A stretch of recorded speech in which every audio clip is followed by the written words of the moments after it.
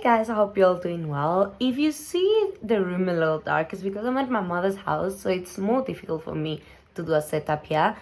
So I have like a small light because the main lights are not, it's like something comes here if I put the main light on and then it just looks like, I don't know, like a thunder or some shit, like it really doesn't look good. But anyways, today I'm gonna give you a summary and I'm also gonna give you spoilers. So if you really think that you are gonna read this book or you really think that you may want to read it, like I will advise you to close the video because it's really like I'm gonna explain the whole plot and I'm also gonna give you guys the explanation at the end and how everything ties up. So if you read this book and you didn't understand it, I'm here to explain it. And if you haven't read this book but watched the movie and were like, what is this? Because I also watched the movie and I was like, what's this? No. Because I read the book first and I had so many high expectations for the movie and I thought the movie was going to be amazing. And it wasn't bad, but I feel like they could have made a better job. Like I feel like the essence of the book was not portrayed in the movie as it should have been. So a lot of people, I remember when I posted on my WhatsApp for the first time that the book was an absolute masterpiece. People were like, can you please explain the ending of the movie? And I hadn't watched the movie at the time, so I decided to watch it. And I understand why so many people didn't get it. Because if I had watched the movie without reading the book, there's no ways that I would have known what's going on. And this is my most favorite ever book. So, just so you know. Anyway, I closed the door over there because there was noise coming from the outside. But anyways, so I'm thinking of ending things starts with what you think it is a woman and what you think it is her boyfriend. Because you're gonna know at the end why I use those quotes. But anyways, so she says that she's thinking of ending things. She never says directly that is the relationship, but it's what you assume. They driving to Jake's father and mother's house, the guy's parents, to have dinner. And she's thinking that she wants to end it. But then throughout the drive, she keeps receiving messages from a stranger. And those messages should say, I'm not lucid, meaning like I'm not well. There's only one question to answer. I mean, they're longer, but like pretty much that's the gist of it. So you don't know what question it is, but you know that this person, the one that's calling her, is not lucid. But then she sees her name on the phone. Like she sees that the person that's calling her, it's her. So you're just so confused. You don't know who the caller is. You just know that that number is the same number as hers. So she can't call back and she can't message back because it's her own number. And this may look insignificant, and a lot of people like said that it wasn't necessary, but this is very important. Anyways, then in the drive, she's thinking and she realizes that the same song has been playing for a while. But then she's like, no, I haven't listened to the radio in a while, so maybe that's what they do now. Maybe they just repeat music. And also she like puts it away. Then she's thinking about the first time that she met Jake, her boyfriend. So she's thinking how it was that they were in a pub, that they were playing, I think, trivia, and that they were having so much fun. Then she says that they were together, he went to her house, and they decided to mess around, like have sex. I'm saying it like this because like apparently a lot of videos get taken down if you say some words. But anyways, yeah. So he says to her, let's only use our hands, which is a bit weird, because like you with your boyfriend at your house, but she's like, whatever, maybe he's into only that, and she's fine with it. She's like, okay, whatever, and they go with the flow. Then she explains that she notices little things that give her the ick, but that she also notices little things that make her in love with him.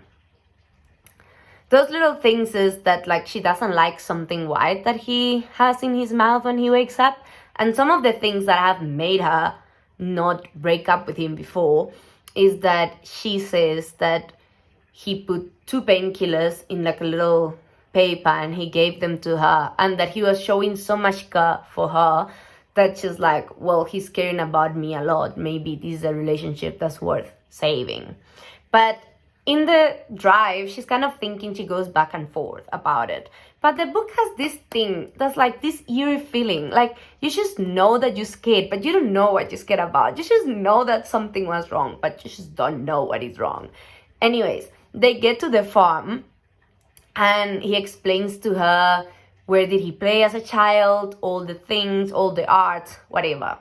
Then one of the key parts, I'll say, is that they go down to the basement, or she goes down to the basement, and she sees Jake's artwork, the artwork that he made as a child.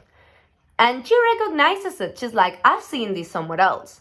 Like, I've seen these paintings. At that point, when I was reading the book for the first time, and I was like, what do you mean you see the paintings? And then you see the little pages that are left, and you're like, something's, I don't know what's gonna happen. But yeah, then she goes to Jake's room. I don't remember if this was in his room or in the basement, but she went to his room, and she sees a lot of things that are also familiar. And I don't remember if this was in the basement or this was in the room, but she sees a picture of Jake as a child. But she's like, this is not Jake, this is me. Why do Jake's parents have a picture of me as a child? Then at dinner, they were like playing games or something, and then the mom was describing symptoms that she had. She's like, no, I've been having hearing problems, and like, I don't remember things well sometimes. Back to this game that they were playing, she says that Jake starts impersonating her, but that Jake starts like really, really impersonating her, that everything is just like very much familiar.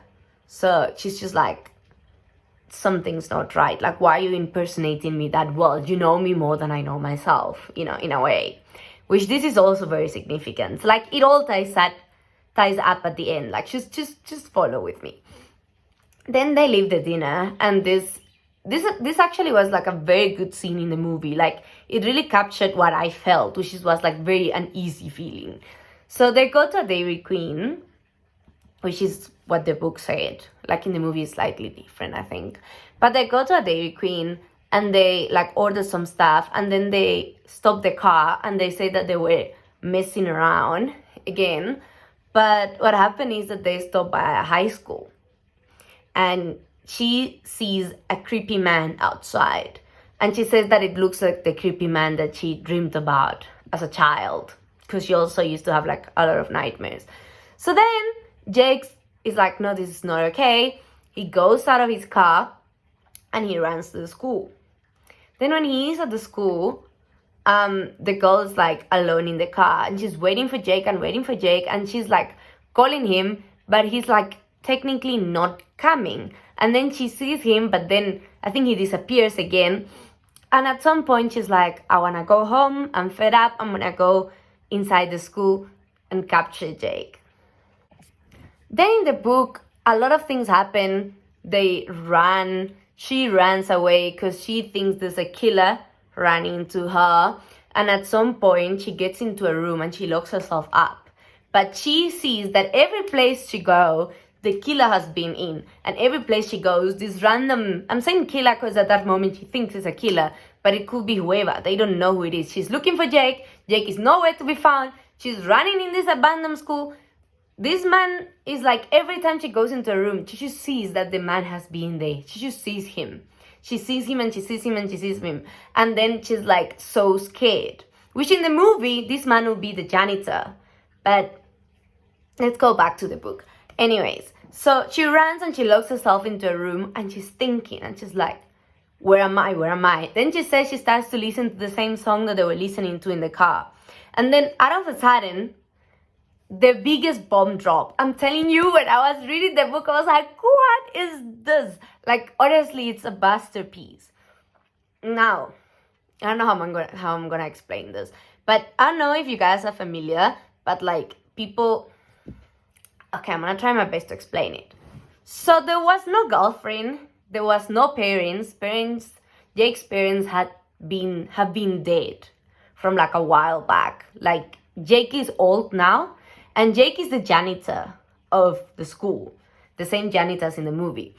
And then he's just like mentally ill. Like he was mentally ill as a child and he's mentally ill now. Now I'm not clear. I don't know if he has schizophrenia or like dissociative identity disorder. Like I don't know. But he's like psychotic. He's having hallucinations. I don't know exactly. They don't mention the exact illness. But like he says that he kind of created these people to not feel alone. That he's like trapped in that mind space, that he's young and he has his girlfriend. Turns out the story that the girlfriend was saying of like only use our hands is because there was technically no one else. So there was no sex to be had, like it was him and his hallucinations. So that's why he told her there's only use our hands, because like it's the only thing. That also explains why in Jake's house there was only a picture of her and the parents were like, this is Jake. It's because it's the same person. She doesn't exist. She's part of Jake's imagination.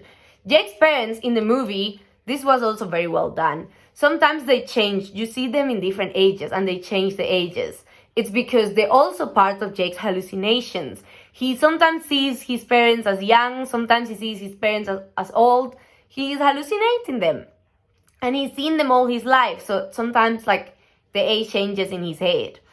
And when she said, I'm thinking of ending things, it's also the same thing that the text message referred to. The text message said, I'm not lucid, which it explains the mental illness. It explains that everyone else has a hallucination. And it also says there's only one question to answer, like if they're gonna end things or not. But now that we know that there's no relationship, that Jake just found himself completely lonely, that he is not young anymore, that he's old, the book also says that him and her actually met. They met that night, but he was too scared to like text her or like ask her for a number, like ask her on a date. He was like too scared to message her. So she doesn't even remember him. She doesn't remember meeting him. She's like, this is one of the many interactions I've had in my life that don't even matter. I believe she says this on the movie and on the book. But like you can tell in the book when they explain that she had never met him. All those diaries and all the stuff that we're reading between the book of like two people talking about Jake, he literally, like he was alone. He was very, very lonely. And it's like very sad. It's not even horror at that point. It's just like a very sad book. So he was alone. She doesn't exist. His parents are dead. He's an old janitor at the school. He's surrounded by people, but he's lonely. Even though there's people around, he is alone. Because like how many times do we think about the janitors in places? Like we don't necessarily become friends with the staff, not even with the teachers, or like with any type of staff at school. So he was by himself, even though he was surrounded by people. And the question of, I'm thinking of ending things, the question of the messages, that's why it was her own number. Because it was Jake's number, the one that was sending the messages, to himself, because she doesn't exist. And the question of, I'm thinking of ending things, is Jake's thinking about ending his life, not about the relationship. Then it shows in the book, there's one sentence that says she, he, me, us, or something like that. Like, I don't know if it's exactly that order, but like something like that. And it pretty much means that the hallucinations or the different personalities, like I said, I'm not clear which mental illness it is, but they say that they have tried to keep Jake alive for long. They have been there to be his company because he truly was alone. He had no girlfriend, and they just been there to like keep him alive and keep him going. But that he's not well anymore. He feels really, really bad, and he just wants to end it. And then it explains how Jake commits suicide at the end of the movie. Because the decision of, do I end it or do I not? It wasn't about a relationship. It never was. It was about his life. The relationship and the other person, I don't want to say personalities or alters, because I really don't know if it's alters or like technically a hallucination. But all of them were like, we're going to help you. They said, we gotta do this for Jake. And then they'll help him in his life. And the whole book, you're thinking that there's a relationship. The whole book, you're thinking, there's something wrong. something's not right, but I don't quite know what. Honestly, I've loved this book. I have the audible version, I have the written version, I've watched the movie. Again, I really think the movie can make a bigger effort. Like it could have made it more clear. Sorry. But like it just seems like the movie was more targeted to people that have read the book rather than to people that just watched it. Because like if you don't read the book, this is not gonna make sense. But I recommend you the book. Again, my favorite book, number one, the best book I've ever read. I will treasure that book with my life. Honestly, masterpiece.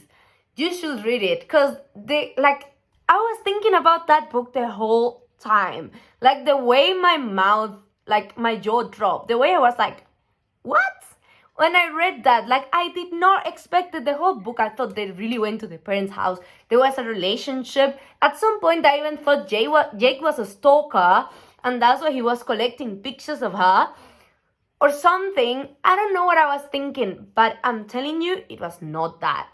Like I did not expect like such turn. I was like, and also it didn't scare me. I know it's a thriller, and I mean it gives you a scary feeling, but trigger warning, I wanted to cry. When they were explaining the life of Jake, and they were explaining that Jake was a lonely man and that Jake was the janitor and everything that happened and that he wanted to end his life, I was crying. Because like there's a lot of people that also feel that lonely and that they feel that they're surrounded by people but they're alone. And I felt like that sometimes. Like, and a lot of people I know, they have felt like they're surrounded by people but they really don't have any company. Honestly, I was so emotionally scarred by that book. But I like books that emotionally destroy me. I think that's a problem. But anyways, masterpiece. If you watched the movie and you didn't understand the book, this is for you. I hope I made it clear. But just read the book. It's like 200 pages or something. It's not a lot. And honestly, amazing. Like, I will refuse to hear any criticism about that book for as long as I live. Like, you can criticize any book and I will accept it. But that one, I refuse to hear any criticism about it. Anyway, so yeah, I hope I helped and I will see you guys in the next video.